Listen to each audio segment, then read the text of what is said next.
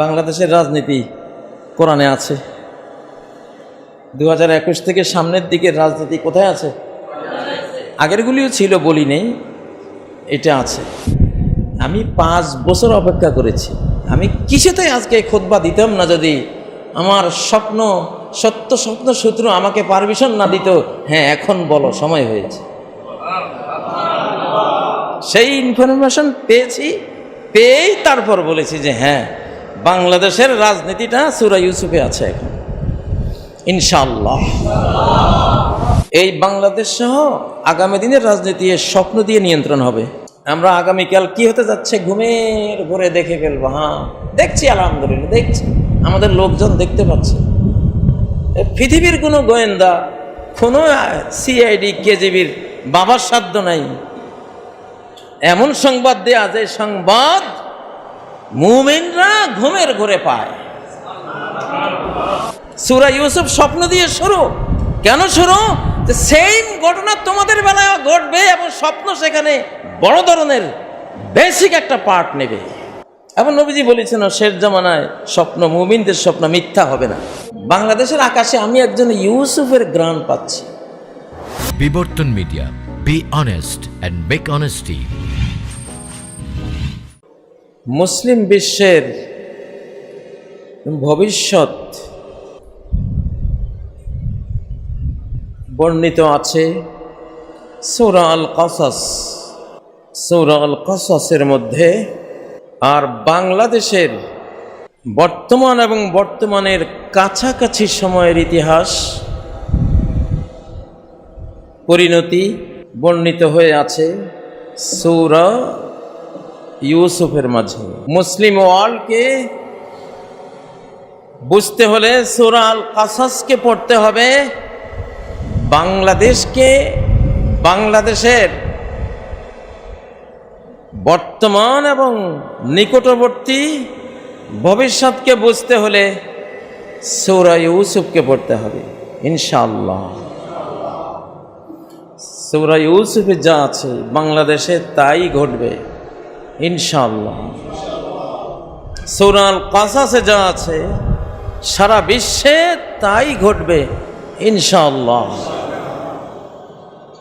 এবং আমার দ্বিতীয় খুতবার বিষয়বস্তু হবে ইসলামের আন্তর্জাতিক, মুসলিম উম্মাহর আন্তর্জাতিক 3টি মূলনীতি ইনশাআল্লাহ।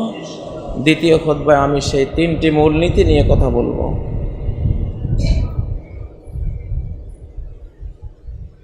প্রথম খুতবায় যে বিষয়টা নিয়েছি,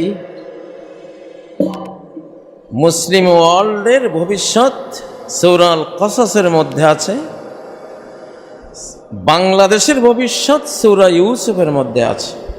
হয়তো অনেকে আশ্চর্য হবেন যে 1400 বছর আগের বইতে আবার বাংলাদেশের কথা, ইতিহাস। হ্যাঁ বন্ধুরা, সম্মানিত মুসল্লিয়ানে কেরাম, কোরআনে ইউসুফ আলাইহিস সালামের কাহিনী ইউসুফ আলাইহিস সালামের জন্য শোনানো হয়নি, বর্ণনা করা হয়নি। ইউসুফ আলাইহিস সালামের গোটা ঘটনা আপনাকে শোনানো হয়েছে।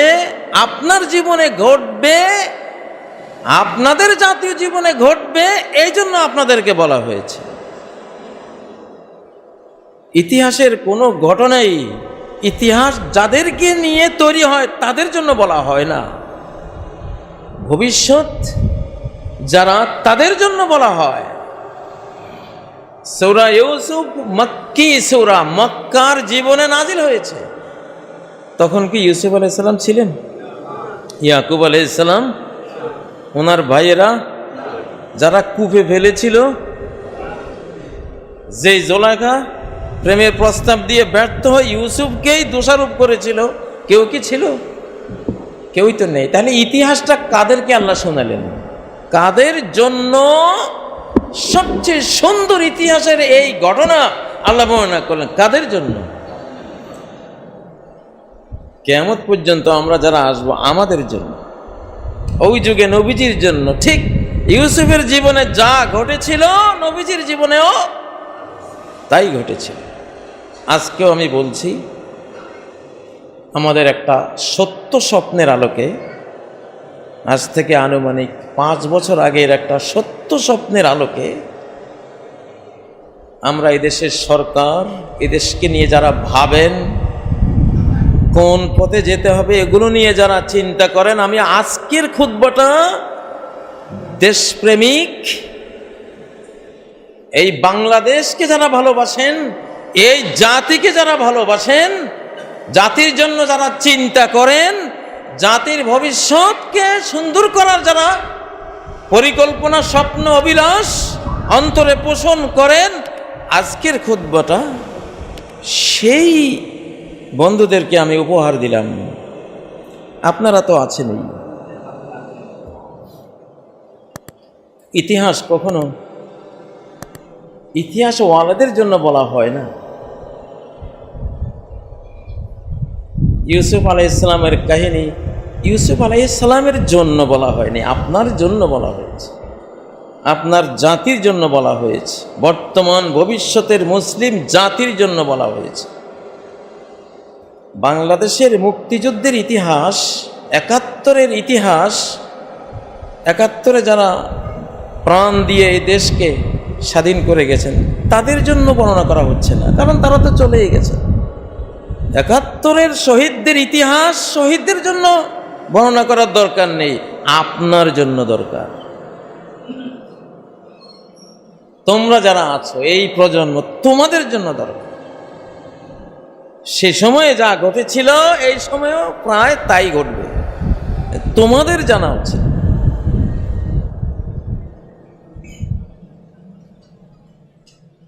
কোরআনের অতীত ইতিহাসের জানালা দিয়ে বর্তমানকেও দেখা যায়, ভবিষ্যৎকেও দেখা যায়, কিন্তু সবাই দেখে না। দেখতে চাইলে কেউ দেখে। লাকাদ কানা ফী কসাসিহিম ইবরাতুল লিউলিল আলবাব। তাদের কাহিনীর মধ্যে, লাকাদ নিশ্চয়ই, ফী কসাসিহিম তাদের কাহিনী, তাদের ঘটনার মধ্যে, ইতিহাসের মধ্যে, ইবরাতুন, ইবরাহ দৃষ্টান্ত, এমন কিছু বুঝার বিষয় আছে যা ইবরা হবে। ইবরা মানে ক্রস করবে। ইয়াকুব আলাইহিসসালাম, ইউসুফ আলাইহিসসালাম থেকে যা ক্রস করে, অতিক্রম করে তোমার কাছ পর্যন্ত চলে আসবে, এমন শিক্ষা তাদের ঘটনার মধ্যে আছে। সেভাবে বুঝবা। তো এটা বুঝবে কারা? লিউলিল আলবাব, ট্রুলি একেবারে নিখুঁত খাঁটি জ্ঞান যাদের আছে তারা বুঝবে। এটা আল্লাহ বলছে। আদম আর হাওয়ার উলঙ্গ হওয়ার কাহিনী আদম আর হাওয়ার জন্য কোরআনে বর্ণনা করেনি, কারণ আদম হাওয়া তো কত হাজার বছর আগে দুনিয়া থেকে চলে গেছেন। তো আদম আর হাওয়া নিষিদ্ধ রিজিক খেয়ে উলঙ্গ হয়ে গিয়েছিলেন, দিগম্বর হয়ে গিয়েছিলেন, স্বামী স্ত্রী উভয় হয়েছিলেন, জান্নাত থেকে বহিষ্কৃত হয়ে গিয়েছিলেন, কিয়ামত পর্যন্ত জেলখানা, দুনিয়ার কারাগারে বন্দী, নিজে, নিজের স্ত্রী, ছেলে মেয়ে সবাই হয়ে গিয়েছিলেন। এই কাহিনী কি আদম আর হাওয়ার জন্য কোরআনে বর্ণনা করেছে? না, আপনার জন্য। এটা আপনার জন্য দরকার। সেম ঘটনা ঘটবে। যেই ভুল তারা করেছিল, যেই নিষিদ্ধ রিজিক তারা মুখে দিয়েছিল, সাথে সাথে যেই ভয়ঙ্কর পরিণতি তাদের হয়েছিল, নিষিদ্ধ রিজিক তুমি মুখে দিলে, সেম ঘটনা তোমার ব্যাপারে, তোমার 14 গোষ্ঠী বংশধরের ব্যাপারে, যুগের পর যুগ তোমার প্রজন্মের পর প্রজন্মের ব্যাপারে সেম রিয়াকশন, সেম শাস্তির বিধান কার্যকর হয়ে যাবে, বাঁচতে পারবে না। আদম আর হাওয়ার কাহিনী আদম হাওয়ার জন্য আল্লাহ বর্ণনা করে না, কিন্তু আমরা যখন কোরআন পড়ি আমরা অধিকাংশরাই বুঝি এটা তো ওনাদের কাহিনী, ওনাদের জন্যই বুঝি আল্লাহ বর্ণনা করছেন। না, আল্লাহ আহকামুল হাকিমিন। আমরা বাংলাদেশে এই বশিকপুরে শুনেছি, জিরে মারি বৌরে শিখে, বৌরে মারি শাশুড়িরে শিখে, মারে শিখে, মারে তো আর কিছু কোয়া যায় না, মা যে অন্যায় করে সেই অন্যায় বয়ে করছে আর দিছে থাপ্পড়। তো মা দেখলো সর্বনাশ, এই অন্যায় তো আমিও করি, তাহলে এই অন্যায় করে বয়ে যদি থাপ্পড় খায় তো আমিও তো আসলে থাপ্পড়ের উপযুক্ত কাজে করতেছি, বাবা এই কাজ আর করা যাবে না। সূরা ইউসুফ এটা হলো একটা ট্রাজেডি সূরা। বিশ্বের সর্বশ্রেষ্ঠ যদি কোনো জীবন ঘনিষ্ঠ বই থাকে, যেটা আপনারা সিনেমায় দেখেন, নাটকে দেখেন, এমন কোনো ঘটনা যেগুলো দিয়ে উপন্যাস হয়, সিনেমা তৈরি হয়, সুন্দর সিনেমা, শিক্ষণীয় সিনেমা তৈরি হয়, কাছাকাছি ওই ধরনের কিছু দেখার শোনার রুচি যেহেতু মানুষের আছে, আল্লাহ তাআলা ওই ধরনের একটা ঘটনা বর্ণনা করে আমাদেরকে অনেক শিক্ষা দিয়েছে। সূরা ইউসুফে বাংলাদেশের ভবিষ্যৎটা কি? ইন্নী লা আজিদু রিহা ইউসুফ লাউলা আন তুফান্নিদুন। বাংলাদেশের আকাশে আমি একজন ইউসুফের ঘ্রাণ পাচ্ছি, যেই নামই দিয়ে হোক, একজন ইউসুফের ঘ্রাণ পাচ্ছি। লাউলা আন তুফান্নিদুন, তোমরা যদি আমাকে মাথা নষ্ট না বলতা তাহলে ভালো করতা, কারণ আমি নষ্ট মাথার মানুষ না। ইয়াকুব আলাইহিস সালাম বলতেছে, লাউলা আন তুফান্নিদুন। কোথায় ইউসুফ? পাত্তা নাই, 40 বছর। বাবাই বলতেছে, আমি তো ইউসুফের ঘ্রাণ পাইতেছি। পুতেরা কয়, ক্বালু তাল্লাহি ইন্নাকা লাফি দালালিকাল কদীম। আল্লাহর কসম, তুমি তো সেই পুরানো বিভ্রান্তি গুমরাহির মধ্যে এখনো ডুবে আছো, তোমার আর এই গুমরাহি যাবে না। তুমি এখনো ইউসুফের কাপ দেখো, ইউসুফেরও তো শেষে করে দিয়েছি আমরা।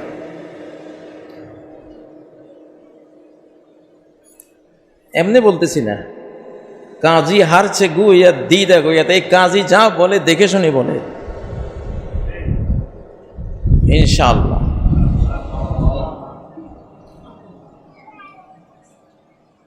আমি বাংলাদেশ নিয়ে ইদানিং অনেকেই ভাবেন, আমি তাদেরকে আজকের খুতবাটা উপহার দিলাম যে একজন ইউসুফ খুঁজে বের করুন, একজন ইউসুফকে খুঁজুন, ইউসুফকে খুঁজে বের করুন। সেই লোক আমি না, অবশ্যই আমি না, মেসেজ দিয়ে যাই, সেই লোকটা আমি না, হয়তো কারো ধারণার আশপাশেরও কেউ না, কল্পনারও বাইরে হতে পারে, এমনই হয়। ইউসুফ আলাইহিস সালামের সূরার মধ্যে কি আছে? ইউসুফের প্রতি, ইউসুফের কাছে স্বপ্ন শুরু হয় কি দিয়ে? 11 নক্ষত্র দেখেছিলেন। ইন্নী রাআইতু আহাদা আশারা কাওকাবা, 11টি নক্ষত্র আমি দেখেছি। ওয়াশ-শামসা ওয়াল কমর, আর দেখেছি সূর্য আর চন্দ্র। কি দেখেছি? রাআইতুহুম লি সাজিদিন, দেখেছি এরা আমাকে সিজদা করে আছে। স্বপ্ন দিয়ে শুরু। এই বাংলাদেশ সহ আগামী দিনের রাজনীতি স্বপ্ন দিয়ে নিয়ন্ত্রণ হবে। আমরা আগামীকাল কি হতে যাচ্ছে ঘুমের ঘরে দেখে ফেলবো। হ্যাঁ দেখছি, আলহামদুলিল্লাহ দেখছি, আমাদের লোকজন দেখতে পাচ্ছে। পৃথিবীর কোনো গোয়েন্দা, কোনো সিআইডি, কেজিবির বাবার সাধ্য নাই এমন সংবাদ দেয়া, যে সংবাদ মুমিনরা ঘুমের ঘরে পায়। সতত যেমতি লোক নিশার স্বপনে, হ্যাঁ নিশার স্বপন। সূরা ইউসুফ স্বপ্ন দিয়ে শুরু। কেন শুরু? সেম ঘটনা তোমাদের বেলায় ঘটবে এবং স্বপ্ন সেখানে বড় ধরনের বেসিক একটা পার্ট নেবে। এবং নবীজি বলেছেন শেষ জামানায় স্বপ্ন, মুমিনদের স্বপ্ন মিথ্যা হবে না। ইযা ইকতারাবাতিস সাআতু লাম তাকাদ তাকযিবু রুয়াল মুমিন, যখন কিয়ামত ঘনিয়ে আসবে মুমিনের কোনো স্বপ্ন সহজেই মিথ্যা হবে না। কারণ আশপাশের সব মিডিয়া মিথ্যা বলে, বিশ্ব মিডিয়া মিথ্যা বলে, প্রতারণা করে, লালকে সবুজ বানায়, সবুজকে লাল বানায়, সাদাকে কালো বানায়, কালোকে সাদা বানায়, নিরপরাধকে অপরাধী বানায়, শান্তিপ্রিয়কে জঙ্গি বানায়। বানায় কিনা?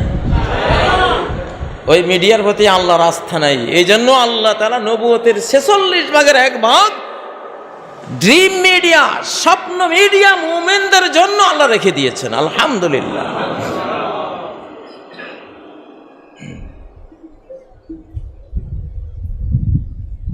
তিনি যে দেখলেন 11 নক্ষত্র আর চন্দ্র সূর্য তাকে সেজদা দিচ্ছেন, বাস্তবায়িত হয়েছিল না? হয়েছে।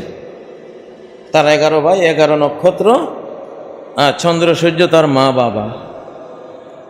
তৎকালে নিয়ম ছিল রাজাদের সিংহাসনের সামনে গিয়ে এভাবে মাথা নত করা, এটাই সেজদা। মাথা নত করলে সেজদা হয়।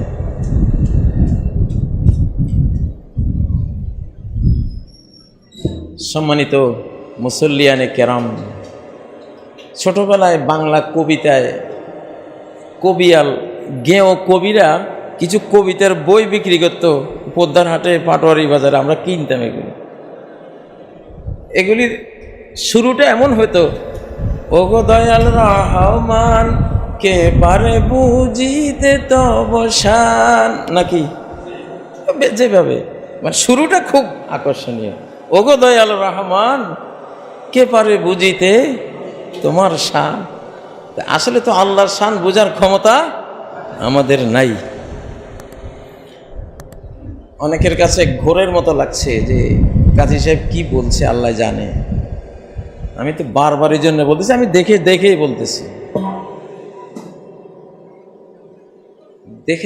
না দেখে বলছি না। বাংলাদেশের যারা ভবিষ্যৎ নিয়ে ভাবেন তারা সূরা ইউসুফের মধ্যে খুঁজে পাবেন ভবিষ্যৎটা কোন দিকে যাবে ইনশাআল্লাহ। 40 বছর পরে বোঝা গেল ইউসুফের স্বপ্নটা কেন ছিল। 40 বছর পরে বোঝা গেল ভাইরা যে হিংসা করলো, হিংসা করে তাকে কূপের নিচে ফেলে দিল, এটা কেন আল্লাহ ঘটতে দিয়েছিলেন। কূপের তলা থেকে তুলে তাকে আবার অল্প কয় টাকায় ভাইয়েরা বিক্রি করে দিল। কি অপমান! কূপে ফেলার এক অপমান, প্রাণ সংহারের মতো নির্যাতন, সেখান থেকে তুলে আবার অল্প পয়সায় বিক্রি করে দেয়া। وشروه بثمن بخس دراهم معدودة وكانوا فيه من الزاهدين। তারা তাকে অল্প কয় টাকায় বিক্রি করে দিল, তাও টাকাগুলো অচল, বাক্স ত্রুটিযুক্ত টাকা। আর তারা ইউসুফের বিষয়ে মিনাজ জাহিদিন, তাদের কোনো আগ্রহ নাই। এই ধরনের তারা অবমূল্যায়ন করে ইউসুফকে অল্প টাকায় বিক্রি করে দিলেন। তার স্বাধীনতা বিক্রি হয়ে গেল। তিনি একজন স্বাধীন সন্তান, তার স্বাধীনতা কি হয়ে গেল? বিক্রি হয়ে গেল। তারপরে মিশরের বাজারে আবার তিনি আনিত হলেন, সেখানে আবার বিক্রি করা হলো বিশাল মূল্যে। সেখান থেকে আবার আজিজে মিসরের বাসায় নেওয়া হলো। আরেক বিপত্তি, জুলাইখা তার প্রেমে পড়ে প্রেমের প্রস্তাবে ব্যর্থ হয়ে কি বলল? মা জাযাউ মান আরাদা বিআহলিকা সুআ, আপনার স্ত্রীর সাথে যে খারাপ কাজের পরিকল্পনা করেছে তার সাজা কি হওয়া উচিত? আমার স্বামী, আপনি বলেন। দেখছি আমাদের এই যুগেই তো দর্শন করে একজনে, মামলা খায় আরেকজন। সেই ইউসুফ আলাইহিস সালামের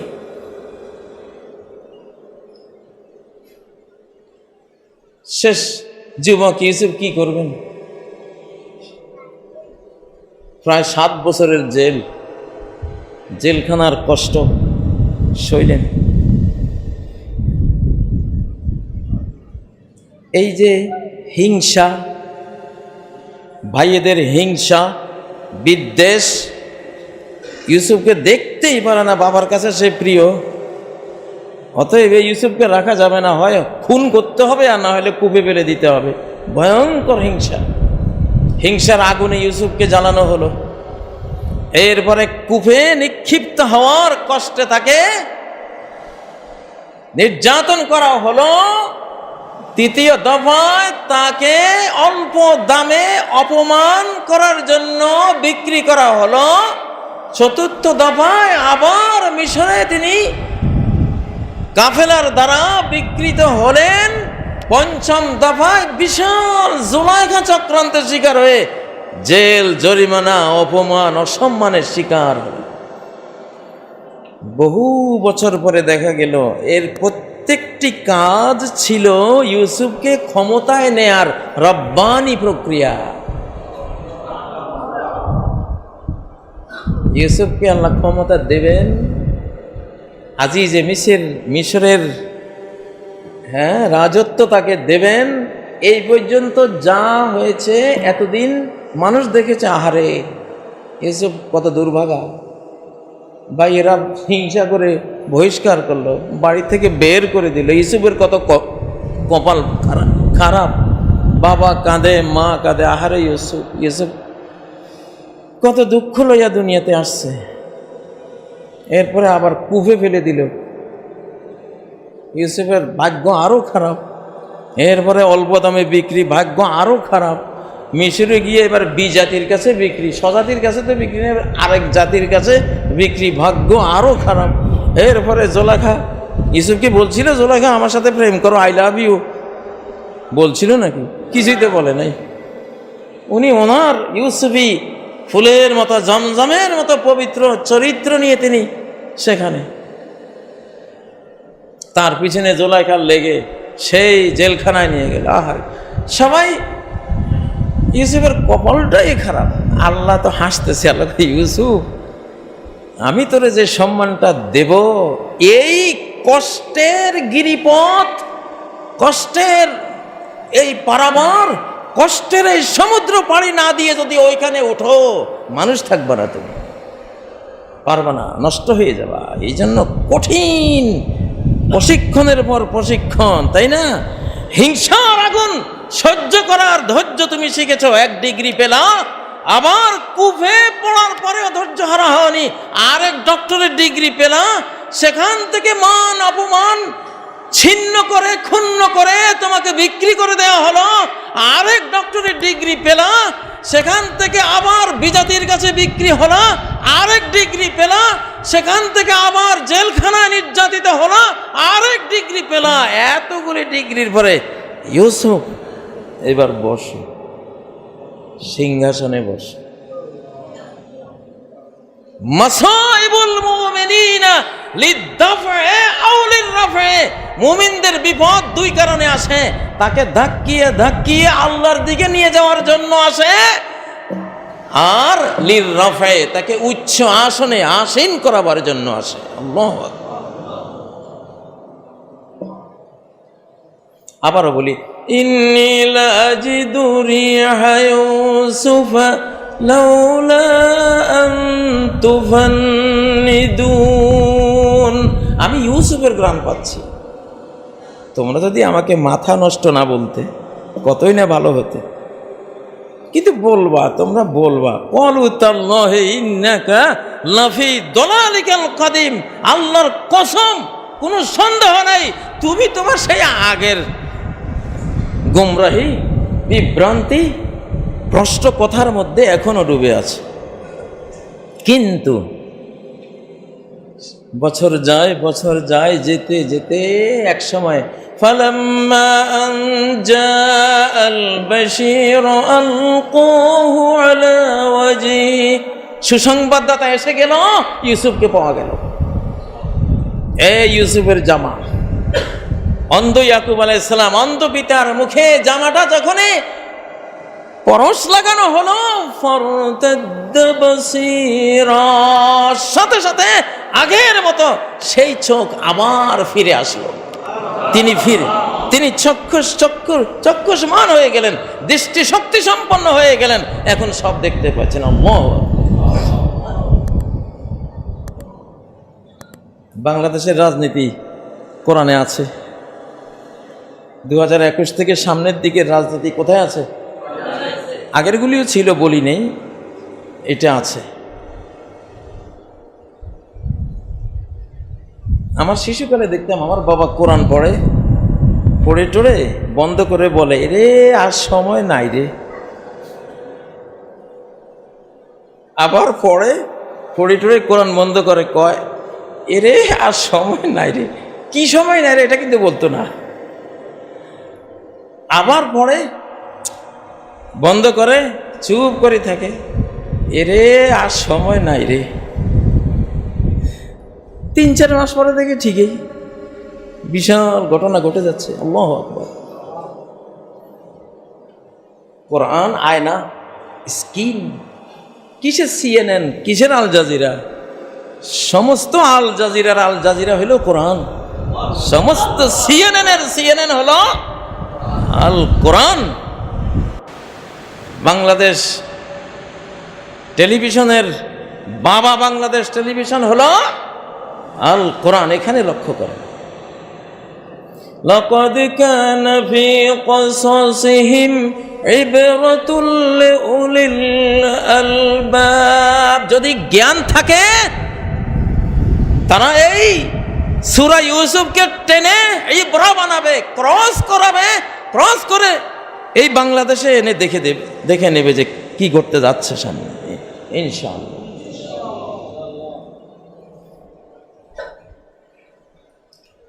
এখন কি আমাকে খুব দোষী করা হবে?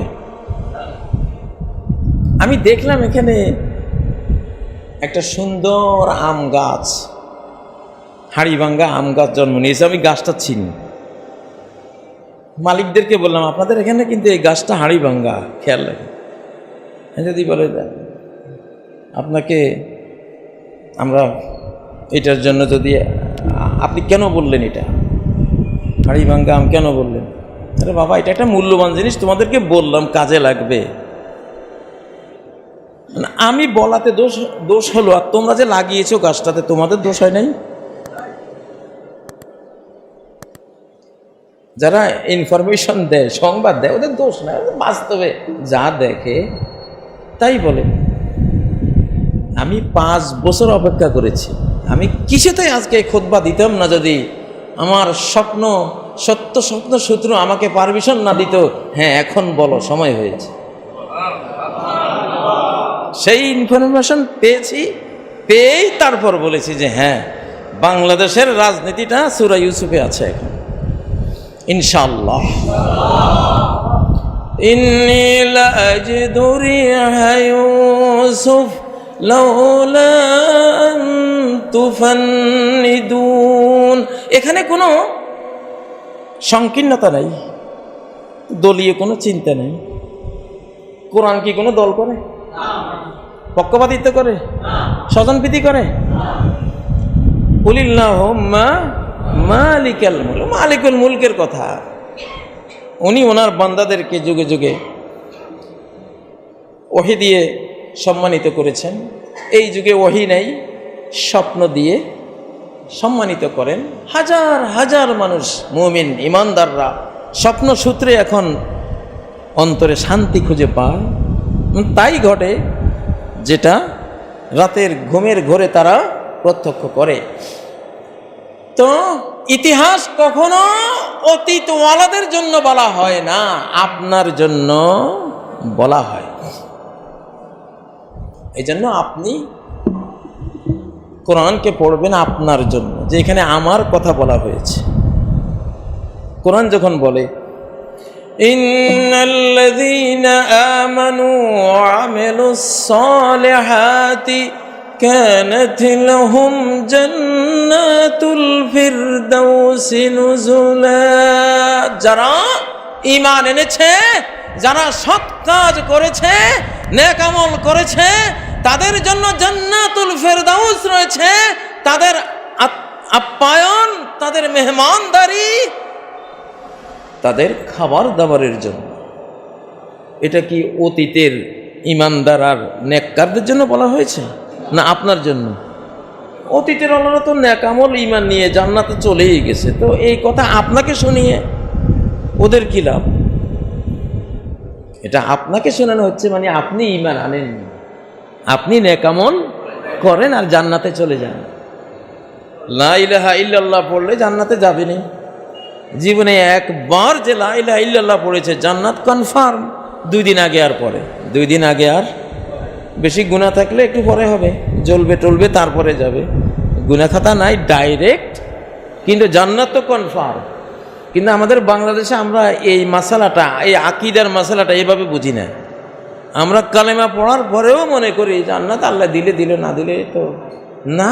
মিথ্যা কথা, মিথ্যা কথা। ইয়া আম্মি কুল্লি কালিমা আশহাদু লাকা বিহা ইনদাল্লাহ। 70-80 বছরের ঠাকুর মূর্তি পূজারী আবু তালেব, নবীজির চাচা, নবীজি বললেন একবার শুধু মুখ দিয়ে বের করেন লা ইলাহা ইল্লাল্লাহ, আর কিছু লাগবে না। আমি সাক্ষী হয়ে, সুপারিশকারী হয়ে বাকি কাজ করে নেব, আমল নাই, কিছু নাই, ওগুলি আমি দেখব। আপনি শুধু লা ইলাহা ইল্লাল্লাহ, জান্নাতের নাগরিকত্বটা একটু নিয়ে নেন, আইডি কার্ডটা নেন। লা ইলাহা ইল্লাল্লাহ এটা কি? লা ইলাহা ইল্লাল্লাহ মুহাম্মাদুর রাসূল, এটা কি? ID card. আইডি কার্ড আছে, চিন্তা নাই। এবার চেয়ারম্যান সাহেব বাকিটা দেখবেন, মেম্বার সাহেব সহায়তা করবে, ওসি সাহেব সহায়তা করবে, ঠিক না? কি মন্ত্রণালয় সহায়তা করবে, পাসপোর্ট লাগবে, কি লাগবে সব তারা ব্যবস্থা করে দেবে। আইডি কার্ড আছে। জান্নাতের আইডি কার্ড কোনটা? লা ইলাহা ইল্লাল্লাহ মুহাম্মাদুর রাসূলুল্লাহ। এই কালেমা পড়ছেন না সবাই? তাহলে তো জান্নাতি হয়ে আছেন, আলহামদুলিল্লাহ।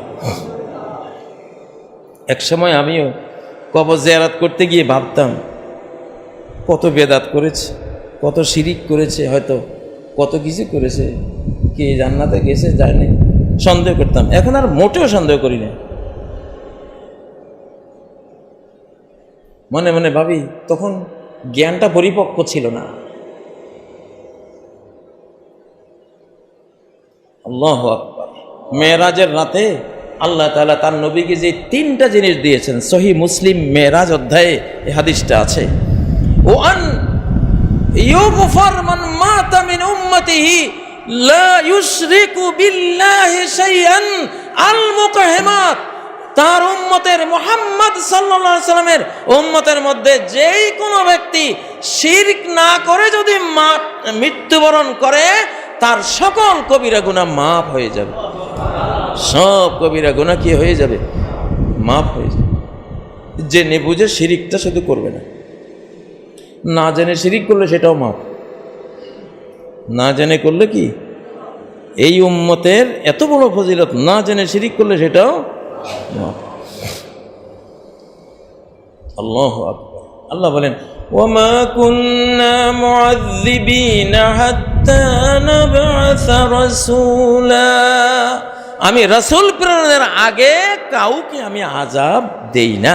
রাসূলের বার্তা পাওয়ার আগে কাউকে আযাব দেই না। রাসূলের নিয়ে আসা জ্ঞান কারো কাছে কোনো বিষয়ে না পৌঁছালে সেই বিষয়ে আমি তারে আযাব দেই না।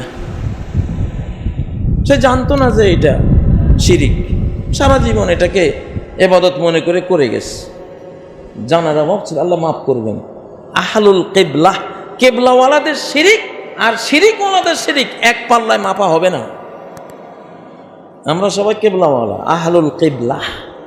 আমরা রওনা দিয়েছি পশ্চিমের দিকে, আমরা যাচ্ছি কোন দিকে? মাঝখান দিয়ে একটু বাঁকা বাঁকা গেল, দিক তো পশ্চিমে। এই জন্য আহলুল কেবলা শিরিক আর গায়রে আহলুল কেবলা শিরিক, মুসলমানদের শিরিক আর অমুসলমানদের শিরিক এক পাল্লায় মাপা হবে না ইনশাআল্লাহ। এখন মুসলিমদের, আমাদের সবার ঐক্যের দরকার। সবচেয়ে বেশি আমাদের কোনো পার্থক্য নাই, অমুক কবর পূজারি, অমুক মাজার পূজারি, অমুক গণ্ড, অমুক বেদাতি, অমুক গোমরা। এগুলি বললে উপকার যদি হয় 1 আনা, ক্ষতি হবে 99 আনা। এগুলি বললে লাভ যদি হয় 1 ভাগ, ক্ষতি হবে 99 ভাগ। এগুলি বলতেও হবে না, বলতে হবে না। সহি একজন আলেমের সাথে চলতে চলতে চলতে ভুলওয়ালা কখন যে শুধরে গেছে সে টেরও পাইল। এমন হয় না? এমন হয় না?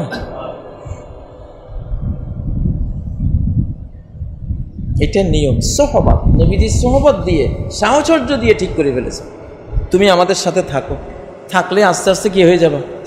ঠিক হয়ে যাবা। কুফরি বেঈমানি ভুল শুদ্ধ করে নিয়েছে, আর আমরা তো মুসলিম।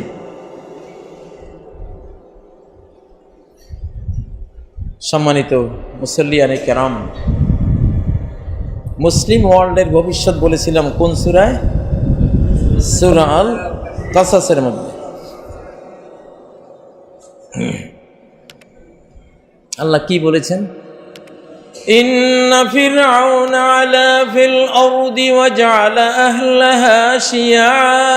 ফিরআউন পৃথিবীতে বড় অহংকারী হয়েছে, অহংকারী হয়েছে, অহংকার করছে। আমি তোমাদের সবচেয়ে বড় মাবুদ, আমার কথায় চলতে হবে, মিশর আমার, এই নদী নদ নদী আমার, সব আমার। আমিত্ব তাকে পেয়ে বসেছিল। সে কি করত?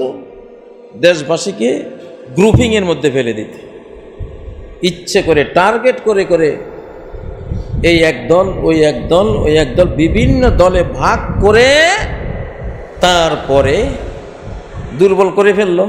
দুর্বল করে এবার কাউকে ইউজাব্বিহু আবনাহুম, তার পছন্দের নয়, যারা তাদের ছেলেদেরকে জবাই করত, মেয়েদেরকে বাঁচিয়ে রাখত। খুন আর খুন আর খুন। শিশু জন্ম হলো, জন্মের পরে তার জল্লাদেশে হাজির, মায়ের সামনে, মায়ের কোল থেকে নিয়ে শিশুকে জবাই করে দিচ্ছে। এই ধরনের 70,000 শিশু ইতিহাস বলে জবাই হয়েছে ফেরাউনের জল্লাদ খুনিদের হাতে। কত ভয়ঙ্কর কথা, ঠিক নয় কি? মুসলিমদের কি 70,000 জবাই হয়েছে এই যুগের ফেরাউনদের হাতে? 70 লক্ষ, আরো বেশি। সেই ইরাকে, সেই সিরিয়ায়, সেই লিবিয়ায়, বসনিয়া হার্জেগোভিনায়, হ্যাঁ, রোহিঙ্গায়, দেশে দেশে, সব দেশে কম বেশ জবাই হচ্ছে কিনা? ফেরাউনরা তৎকালীন মুসলিমদেরকে হীনবল, দুর্বল, উইক করে ফেলেছিল। তাদের বিপরীতে আল্লাহ সিদ্ধান্ত নিলেন, আমি এদেরকেই এখন বলবান বানাবো, ক্ষমতাবান এদেরকে বানাবো। ফেরাউন, তোমার সিংহাসন কেড়ে নিয়ে ওদের হাতে তুলে দেব, তোমার বাগবাগিচা ওদেরকে দিয়ে দেব, ওরা বিচরণ করবে। তোমার বালাখানা ওদেরকে দেব, ওরা ওই বালাখানায় বসবাস করবে, তুমি না। কম তারাকু মিন জান্নাতিন ওয়া উয়ুন, কত বাগান ফেরাউনরা ছেড়ে চলে গেছে। ও উয়ুন, কত কূপ, ঝর্ণা, ধারা ছেড়ে চলে গেছে। ওয়া কুনুজিন ওয়া মাকামিন কারীম, কত ধনভাণ্ডার ছেড়ে চলে গেছে, তার গোরস্থানে এসে চলে গেছে। কত সুন্দর নয়নাভিরাম বাসভবন সব ছেড়ে চলে গেছে। আল্লাহু আকবার। কাযালিক ওয়া আওরাসনাহা কওমান আখারিন, এইভাবেই আমি ওই যাদেরকে সে হীনবল, দুর্বল, নির্যাতিত, নিষ্পেষিত, খুন জখমে রঙিন করে ফেলেছিল, ওদেরকে সব কিছুর ওয়ারিশ বানিয়ে দিয়েছে। সেম ঘটনা আফগানিস্তানে আশরাফ গনিদের ব্যাপারে হয়েছে কিনা? হয়েছে। কত হামবি মার্কিন সেনারা রেখে গেছে, যুদ্ধযান, হেলিকপ্টার, বিমান, সাজোয়া, 8,500 কোটি ডলার, বাংলাদেশি টাকা না, 8,500 কোটি ডলার মূল্যের প্রাণের কলিজের টুকরা সম্পদ রেখে ভাগছে জীবন নিয়ে। এমনই ঘটে, এমনই ঘটবে ইনশাআল্লাহ। এখন ঘটনা শুরু হয়েছে, আর থামবে না। কাসিলকিন বালিন কুতিআ সিলকুহু ফাতাতাবা। নবীজি বললেন শেষ জামানায় যখন ঘটনা শুরু হয়ে যাবে, স্টার্ট না হওয়া পর্যন্ত কষ্ট হবে, স্টার্ট যখন হয়ে যাবে, পুরানো তসবির দানা রশি ছিঁড়ে গেলে, সুতে ছিঁড়ে গেলে কি হয়? 100 দানার মধ্যে কয়টা আটকি থাকে সুতের মধ্যে? একটাও থাকে না, টপ টপ করে সব। এই ঘটনা ঘটবে সামনে ইনশাআল্লাহ। এখন যুবকরা বেশি বেশি শাহজালাল হও, শাহপরান হও, আল্লাহওয়ালা হও, ইবাদতকারী হও, কোরআনওয়ালা হও। আল্লাহ তোমাদেরকে নির্বাচিত করেছেন ইনশাআল্লাহ। আল্লাহর পৃথিবী আল্লাহ তোমাদের হাতে তুলে দেবেন, যাতে পৃথিবীটা একটু নূহ আলাইহিস সালামের যুগের মতো আরেকবার একটু পবিত্র হয়। গোটা পৃথিবীটা নাপাক হয়ে গেছে। কি হয়ে গেছে? নাপাক হয়ে গেছে। আল্লাহ তাআলা একটু পবিত্র করবেন ইনশাআল্লাহ। এগুলি কোনো দলের কাজ না, গোটা জাতির কাজ। আর গোটা জাতি বিশ্ব মানবতা নিয়ে কাজগুলি করবে। আল্লাহ তাআলা তৌফিক দান করেন। আল্লাহ তাআলা সূরা ইউসুফকে বাংলাদেশে বাস্তবায়ন করেন। যে স্বপ্ন তিনি দেখিয়েছেন তার বান্দাদেরকে, সে স্বপ্নের বাস্তব সেই সুন্দর রূপ, সমৃদ্ধির রূপটা আমরা দেখতে চাই। ইউসুফ আলাইহিস সালাম যেমন মিশরে এসে কোনো রক্ত ঝরাননি, সম্পদ দিয়েছেন, খাবার দিয়েছেন, পানিও দিয়েছেন, গোটা মিশরকে সমৃদ্ধিতে বিশ্ব সেরা বানিয়ে দিয়েছিলেন। আল্লাহ তাআলা সামনে বাংলাদেশকেও ইনশাআল্লাহ এই ধারায় তিনি রাখবেন, এটা আমরা ইনফরমেশনে জানি।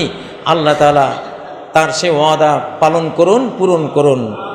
আল্লাহর বান্দাগণ, আল্লাহকে ভয় করুন, ইসলামকে, ঈমানকে, দ্বীনকে নিজের সর্বশ্রেষ্ঠ ব্যাংক ব্যালেন্স মনে করুন, নিজের সর্বশ্রেষ্ঠ জমিদারি মনে করুন। ইসলাম, ঈমান, ইহসান, দ্বীনকে, ঈমান, নেক আমলকে নিজের সবচেয়ে বড় অর্জন মনে করুন। প্রকৃত অর্থে এটা নিয়েই অনন্তকালের সফরে আপনি যাবেন। আর পৃথিবীর খড়কুটো সবই আপনি রেখে দেবেন, কিছুই নিতে পারবেন না, কাফনের কয় টুকরো কাপড় ছাড়া। সম্মানিত মুসল্লিয়ানে কেরাম, আমি প্রথম খুতবায় বলেছিলাম, দ্বিতীয় খুতবায় ইসলামের 3টি মূলনীতি বলবো।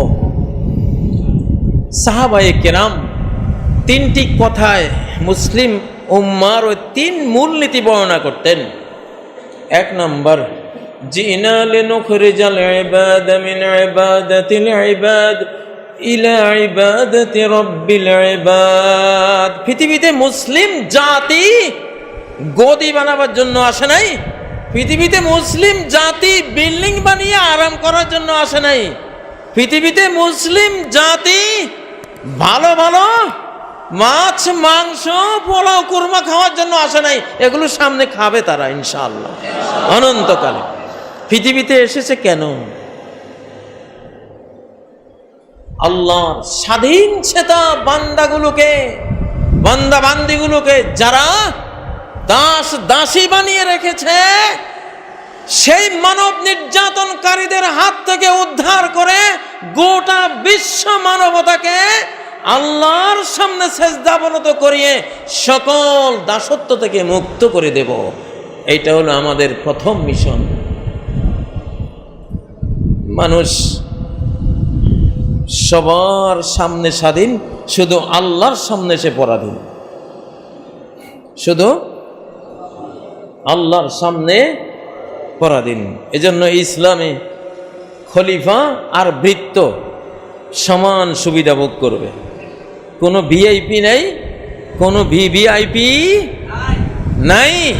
চেয়ে দেখেন যারা ইসলামের আদর্শ আজকের যুগে বুঝতেছে, চেয়ে দেখুন আমাদের সেই মুসলিম জাতির একটা অংশ আল্লাহ যাদেরকে বিজয় দিয়েছে, পাগড়ি মাথায়, এই তার ড্রেস গায়ে, সে মন্ত্রী, সে ঝাড়ু দিচ্ছে, ভাঙ্গা ঘরে বসে আছে, ফকির বাদশাহ।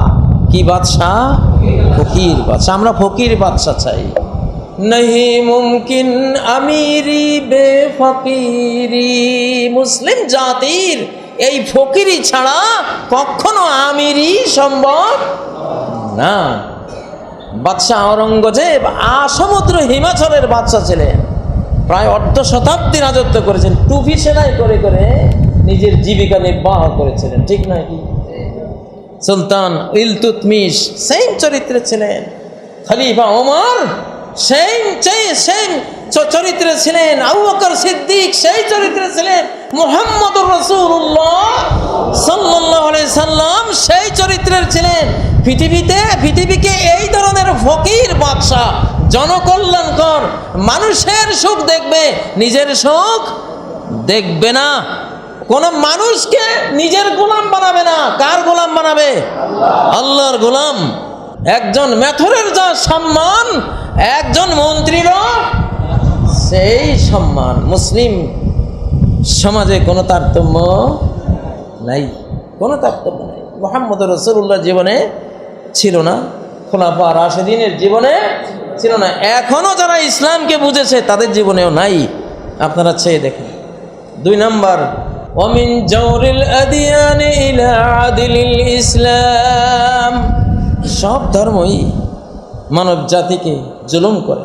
বিভিন্ন ধর্মের পুরোহিতদের সামনে গিয়ে এইভাবে বসে থাকতে হয়, সেজদা করতে হয়।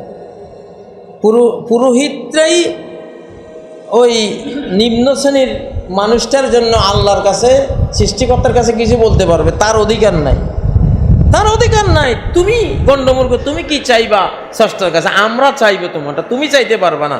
তুমি চাইলে বেয়াদবি, গোস্তাখি। আল্লাহু আকবার। ইসলাম বলেন না, মানুষ আল্লাহর কাছে কেউই ছোট নয়, সব মানুষই আল্লাহর কাছে কি এক সমান। প্রাচীরের গায়ে এক নাম গন্ধহীন ফুটি আছে ছোট ফুল, অতিশয় ক্ষীণ। ধিক ধিক করে তারে কাননে সবাই, সূর্য উঠিয়া বলে কেমন আছো ভাই। ইসলাম সে আচরণটা, ছোট্ট দেখে সবাই অবজ্ঞা করবে, ইসলাম বলবে না তুমি ছোট না, তুমি আল্লাহ সৃষ্টি, বিশাল তুমি, ঠিক নয় কি? সুবহানাল্লাহ। ইসলাম এটা শিখায়। ধর্মের জুলুম থেকে ইসলাম এতটা সুন্দর। ইসলামকে আমরা কলঙ্কিত করি, আমরাও সুন্দর করি, ইসলামকে আমরা মানুষের সামনে অপ্রতিপন্ন করি, সেই যুগ এখন অতীত হয়ে যাবে ইনশাআল্লাহ। প্রকৃতি ইসলাম, আলিম সমাজ, উলামায়ে কেরাম, তারা বাস্তব সমাজে মিশে প্রকৃত ইসলামের ন্যায় নীতি, ইনসাফ কি জিনিস, সাম্য কি জিনিস, ইনশাআল্লাহ এটা এখন জগৎকে শিক্ষা দেবে। আমরা প্রস্তুত হচ্ছি সেই সাম্য, সেই জাস্টিস, সেই ইনসাফের, সেই ন্যায় নীতির জন্য ইনশাআল্লাহ। আপনারা প্রস্তুত না? অবশ্যই। কিসের ছোট বড়? ছোট বড় হবে আখেরাতে গিয়ে, যে অনেক বেশি মুত্তাকি আল্লাহওয়ালা দেখা যাবে, সেদিন সে বড়। দুনিয়াতে বোঝার কোনো কায়দা নেই, সবাই এক সমান। তৃতীয় মূলনীতি ছিল অমিন দয়কিদ দুনিয়া ইলা সাআতিল আখিরাহ। দুনিয়ার সংকীর্ণতা থেকে মানুষকে বের করে, এই ছোট্ট পৃথিবী একটা মশার ডানার সমান, যে এটা তো মানুষ বুঝবে না, এটা কে বুঝেন?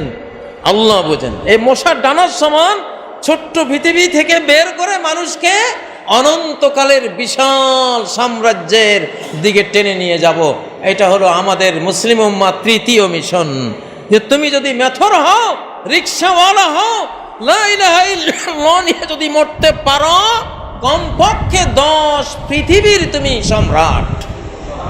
লাকাদ দুনিয়া ও আশারাতু আমসালিহা, তোমার জন্য দুনিয়া, দুনিয়ার মতো আরো 10টা। আল্লাহু আকবার। আল্লাহ তাআলা আমাদেরকে ইসলামের এই মূলনীতিগুলো বোঝার তৌফিক দান করুন। আল্লাহ তাআলা আমাদেরকে ক্ষমা করেন, আমাদের মা বাবাকে ক্ষমা করেন, জিন্দা মুর্দা সকল মুমিন মুমিনা, মুসলিম মুসলিমাকে ক্ষমা করেন। আল্লাহ এই এলাকাবাসীকে ক্ষমা করেন। আল্লাহ তাআলা আমাদেরকে কিয়ামতের ময়দানে ডান হাতে আমলনামা দিয়ে আপনার জান্নাতুল ফিরদাউসে স্থান করে দেন আল্লাহ। আপনার সন্তুষ্টি আমাদের জন্য ফরজ করে দেন আল্লাহ। জাহান্নামকে আমাদের জন্য হারাম করে দেন। বাংলাদেশের স্বাধীনতাকে আপনি চির অক্ষুণ্ণ করেন আল্লাহ। আল্লাহ বাংলাদেশকে আপনি আপনার কোরআনে বর্ণিত যে ইউসুফ চরিত্র আমরা দেখেছি, ইউসুফ চরিত্রের হাতে আল্লাহ তুলে দেন আল্লাহ, এবং তার মাধ্যমে সেই সমৃদ্ধি, সেই সুখ, সেই ন্যায় নীতি, সেই দিন ঈমান আমলে সালেহ করার পরিবেশ আল্লাহ তাআলা আপনি করে দেন। বর্তমান যারা বাংলাদেশকে পরিচালনা করছেন তাদেরকেও তৌফিক দেন, যত সব ভালো কাজ আছে, সৎ কাজ আছে, তারা যাতে তা করতে পারে, যাতে কে ভালো পথে নিতে পারে। আল্লাহ আমরা সবারই কল্যাণ চাই, আল্লাহ সবাইকে সুন্দর আমল করার আপনি তৌফিক দান করেন।